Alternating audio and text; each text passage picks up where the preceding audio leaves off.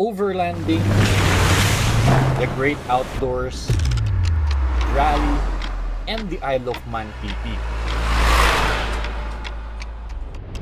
Ilan lang yan sa mga mundo kung saan kilala ang Japanese car manufacturer na Subaru. Siyempre, isa rin ang Subaru owners community sa isa sa mga nangunguna sa car culture and tuning scene all over the world. At sa video na ito, mapalad tayong makapag-review ng isa sa kanilang mga astig at very capable na crossover vehicles. Boy oh boy, my heart is happy with this one.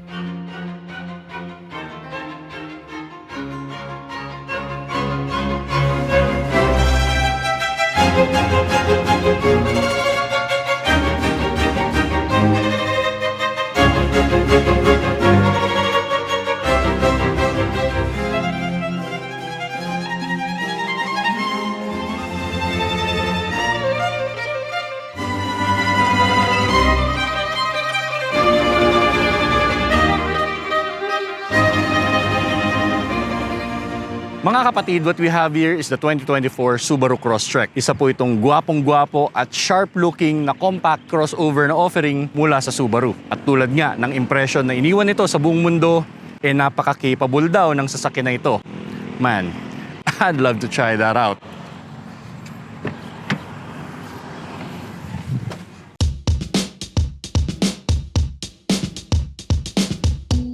At the onset of this review, linawin lang natin na hindi ito katulad ni Project Tosgas natin na 4x4. Yun kasi, part-time 4x4 na ang ibig sabihin ay magagawa mong mag-rear wheel drive lang, mag 4-wheel drive high, at may choice din na mag 4-wheel drive low range para sa mga technical na off-road sections. Same thing sa iba pang mga popular na 4x4 tulad ng mga Nissan Patrol, Land Cruiser at mga Jeep ang sistema na yan. Gumagamit rin ang mga nabanggit na yan ng box ladder frame kung saan dun nakapatong ang body ng sasakyan. Kaya napakatibay at napaka-rigid ng mga ito, palag sa mga matitinding off-road trail at mga kabundukan.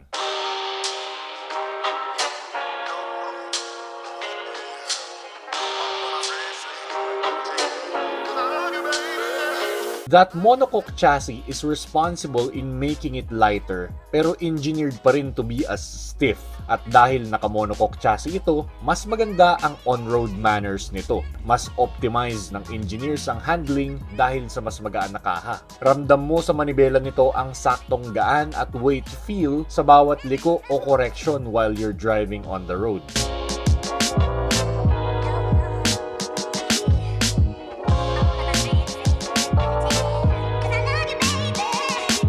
Nabanggit natin yung handling at chassis stiffness para dito sa sasakyan na to, no? Napaisip tuloy ako ng paraan para ma-test yan in a very practical way dahil aminin naman natin, hindi lahat sa atin ay may sapat na oras, kakayahan o gears para mag-offroad o mag-overland. Kaya naman with this test, allow us to take you for a little drive.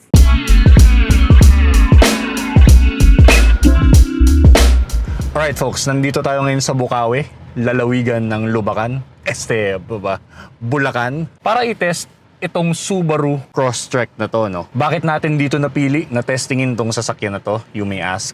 Well, dahil notorious po ang part na to ng Bulacan sa mga lubak na nangangain o kayang-kayang lumamon ng isang buong gulong ng isang unsuspecting na sasakyan. Kaya dito natin napili na i-testing ito dahil kung kayo nagmamaneho sa mga probinsya, hindi malabo na ma-encounter nyo to. Hindi malabo na mapadpad kayo sa isang ganitong klaseng daan. In fairness naman sa Bulacan, no? Hindi naman nag-iisa tong probinsya na to na may ganitong klaseng terrain. Maraming lugar dyan na alam mo na, suffers from the same predicament. Yung mga sira-sirang daan, hindi simentadong daan, lupa, all of those sort. At habang pinakikiramdaman ko yung response ng sasakyan na ito sa terrain na dinadaanan natin, bako-bako, di ba? Basag-basag yung semento. There's no complaint that I could feel from the vehicle. It's not even struggling. Yung 2-liter niya na makina with a smooth CVT transmission paired with a suspension at yung kanyang all-wheel drive system, it just tackles it really nice. Inside here, wala man lang ako naririnig na mga kumakalabog. No need for me to raise my voice to talk to you guys. And in my book, that feels supremely premium.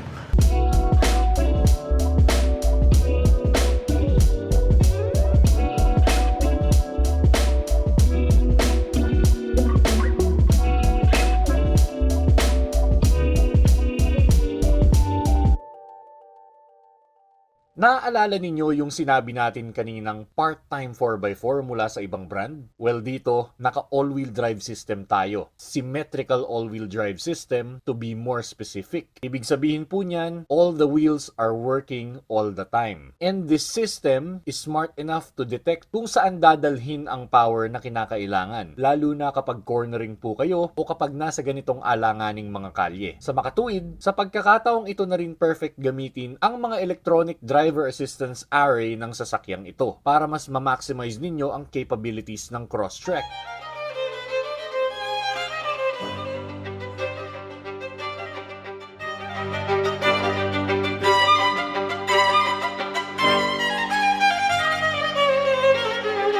Sa pagkakataong ito, naka-activate ang X-Mode habang tinatackle natin ang mga mud pits at basang dirt road na yan, mga kapatid. Maaaring kakayanin na ng Crosstrek na ito ang mga yan on its normal driving mode. Pero sa tulong ng X-Mode, mas naging sensitive sa bawat driver input ang buong sasakyan. Ramdam yan sa response ng makina sa bawat tapak sa throttle at ramdam din sa overall grip ng all-wheel drive system nito yung kapit kahit medyo loose na yung surface. Para nga naman ang kailangan na lang gawin ng driver ay mag-steer para maklear ang anumang obstacle while traversing on those gnarly roads. In real life, sa mga provincial roads, napaka-applicable po niyan.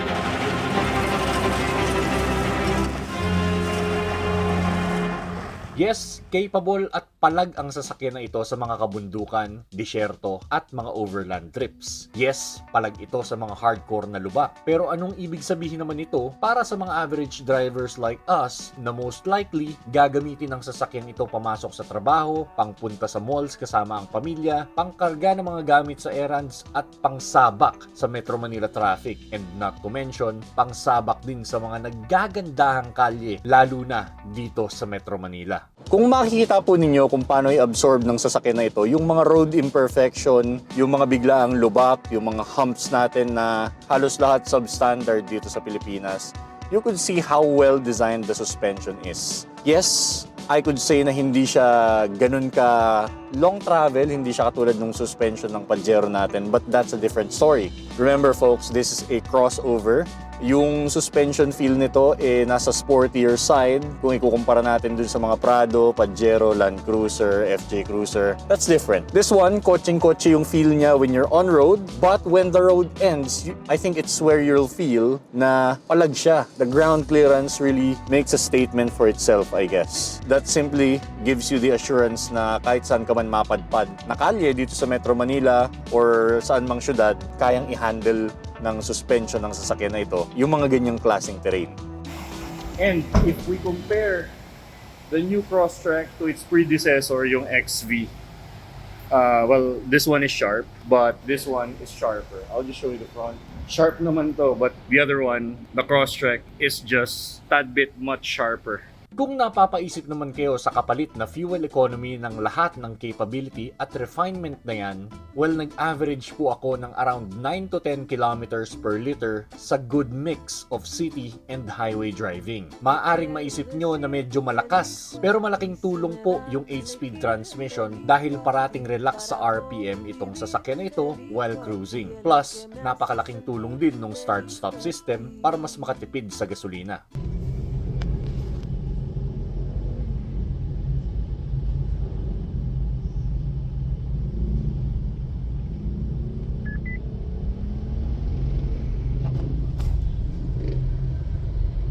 At dahil taga-south po ako, malaking portion sa drive ko ang paggamit ng Skyway at S-Lex. Kaya ako po nakuha ang mga figures na yan. Not too bad, I would say, dahil para ka namang may daladalang Swiss Army knife na kayang gawin lahat para sa iyo sa oras ng pangangailangan. Keep in mind folks, ang Subaru Crosstrek po ay gumagamit ng Boxer engine kung saan nakilala ang Subaru. 2-liter po yan na flat 4 or Boxer engine. And if you ask me na nasanay sa vibration ng 4D56 engine ng Pajero ko, man, ang Boxer engines ng Subaru ay napaka-smooth. It's like driving an electric vehicle dahil wala kang marinig mula sa makina nito. Wala ring vibration of any sort. Maliban na lang siguro sa ilang mga overtaking situation na may slight rumble na maririnig at tumatago sa loob, pero masarap naman itong pakinggan. Here's an interesting soundbite for you folks. This is my friend's car. It's a Yaris Cross And this is the Subaru Crosstrek we're reviewing. Let's hear what he has to say pagdating dito sa sasakyan na to. Bro, Yes. comparing it to your Yaris Cross, how do you find the feel, overall feel dito sa loob ng sasakyan na to? Well, it does feel better. It's much wider. Roof space is better because of the arches here. I can literally spread out my whole body even more.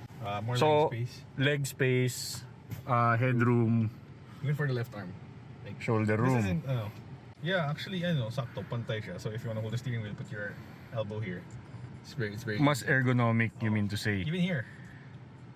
So, what's the armrest? The armrest is huge. So you can literally just drive like Pardon the crap. this slow. You can literally drive this slow. Pero what can you say about the infotainment system, yung quality of materials that Subaru used? Ikaw Subaru owner ka rin, di ba? Meron kang WRX. Ganda. It feels much larger than the Yaris Cross.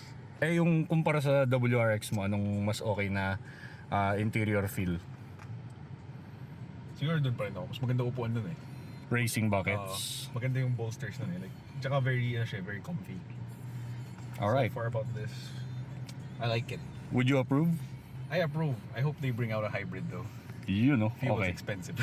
That's coming out from a Subaru and Yaris Cross owners, guys. Now, a little bit of practicality para dito sa sasakyan na to. If you open the door, medyo ito lang yung napansin ko, no? Kung putikan, yung outer seal na yan, at bumaba ka mula sa sasakyan na to, you might just get some mud on your pants dito sa side na to ng pants mo or somewhere dito sa loob.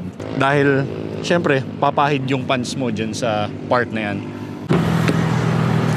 Alright. Checking out the back seat for you guys. My height is 6 foot tall. Ito po ang aking driving position. Ibig sabihin, medyo malayo-layo yung upuan sa unahan. Meron pa rin akong around 2.5 inch para sa aking knee room. Meron akong ample space para sa ulo ko siguro on top of my head. Meron pa akong around 2 inch. And shoulder room, hindi ko nakikita magkakaproblema dito kung kayo magsasakay ng dalawang ka-size ko, no? Dalawang 6-footer dito. However, kapag may passenger ka dito sa gitna, keep in mind that you have here a tunnel for the transmission. Ibig sabihin, with the addition pa nitong raised na upuan ng gitna na to, ganyan na magiging itsura ng iyong passenger. So yung kaninang 1.5 inch na headroom ko nung nakaupo ako dito sa magkabilang side, no, parang nawala na. Halos dikit na yung ulo ko. At medyo awkward na yung backrest. Kailangan mo na siyang iangat to at least make you comfortable on a longer drive kung kayo kasing height ko or mas matangkad pa kayo sa akin. Ang bata, tingin ko dito sa kinauupuan kong to, would be okay. However, kung kayo dalawa lang kayo nag-chill, wala rin ako nakikita dito na drop down for the cup holder, unlike siguro sa mga higher variant ng Subaru Crosstrek, meron nun. But for this one, I could only speak for this one, wala po. Isofix for your kids, you have here some Isofix point para sa mga child seat. At tulad nung dinedemo natin kanina, kung meron kayong malalaking cargo sa inyong likuran, yan, flat loading space. Meron pa tayong metro dito, I guess, for Subaru to show how wide it is. More than 1 meter wide yung cargo space. Pag nakapunta pa dito yung cargo nyo, mas lalapad ng bahagya. Charging point to keep your passengers entertained. Wala akong nakikitang charging point dito. However, bottle holder sa pintuan. Meron tayong bottle holder dyan. Soft touch. Alright, meron tayong bottle holder dito, no? Since wala nga yung cup holder dito sa gitna. And the texture continues hanggang dito sa likod. The soft touch continues hanggang dito sa door handle. Pero nawala dito, kumpara dun sa unahan, ay yung parang carbon fiber textured na plastic bits. But otherwise, looks okay. So we're here at Subaru, returning the Crosstrek Eyesight that we've reviewed. And I found out na ito pala yung higher variant. So unang tingin pa lang, difference nilang dalawa, two-tone yung rims nito. And this one has a completely leather seats. Pretty much, magkapareho naman sila ng infotainment system. Eyesight is still there. Also, may sunroof to. Yung nireview natin, wala. Lahat po ng yan ay sa halagang 1,998,000 para dito sa IL variant na ating na-review mga kapatid. Halagang 2,018,000 naman po para dun sa IS variant na may sunroof, and it is worth noting na may mas madiin pang variant na ilalabas soon, which is yung GT edition. Yes, sa price range na ito ay marami-rami na kayong mapagpipilian na sasakyan sa market. Sa mga direct competitors nito sa segment, nariyan ang mas murang Corolla Cross GRS with its range topper hybrid variant na may presyong 1,917,000 pesos lang po. Mas matipid yun pero hindi ka naman naka all-wheel drive gaya nitong Crosstrek. Nariyan din ang Mazda CX-5 coming in at 2,430,000 para sa naka all-wheel drive turbo at 2,050,000 naman para sa non-turbo all-wheel drive variant. At kung talagang shopping around kayo sa segment na ito, nasa market din ang Ford Territory which is coming in at just 1,625,000 para sa range topper variant nito, pero keep in mind na hindi ito naka all-wheel drive. Those are just a few models na mamimension ko mga kapatid na nandoon sa kategory nito. Maaaring ang mga yan ay pound for pound sa kanilang mga tech and interior layout and trims. Pero para sa capabilities nitong Crosstrek dahil sa kanyang all-wheel drive at kung bagay ito sa inyong lifestyle, I could say that this is a lot of car for the buck and one heck of a choice. Which in summary, what you're getting here is a really comfortable, fun to live with, may sapat na space para sa mga miyembro ng isang small family, may cargo space para sa mga groceries, at isang daily drive material na compact crossover. Pero kapag nagpresenta ang kakaiba o mahirap-hirap na sitwasyon, palag ito at siguradong kakayanin ninyong itackle in style and in supreme comfort ang anuman na obstacle. Keep in mind lang rin na hindi ito kasing off-road capable katulad ng Project Tosgas natin na isang 4x4 SUV gaya ng mga Patrol, Land Cruiser, Jeep at iba pa. Kung kayo ay nasa market ng hardcore at off-road capable na SUV, maaaring bitin sa gusto ninyong resulta ang kayang ibigay nito and you should reconsider. But for what it is, nakikita ko ang appeal ng ganitong category at mas naiintindihan ko na kung bakit mainit sa car market ngayon ang mga crossover. At bago natin tapusin ang review na ito, nais lang po naming magpasalamat sa Subaru Philippines for allowing us to take this Subaru Crosstrek out for a demo and for a review. Hindi po ito sponsored review at hinayaan po nila tayong ilatag ang lahat ng features and specs at capabilities ng sasakyan na ito para sa inyo. Nice din po naming magpasalamat kay Real Ryan, who is a really good friend of mine, for connecting us with the good folks from Subaru Philippines. With that, folks, this has been King Senko. You drive safe out there.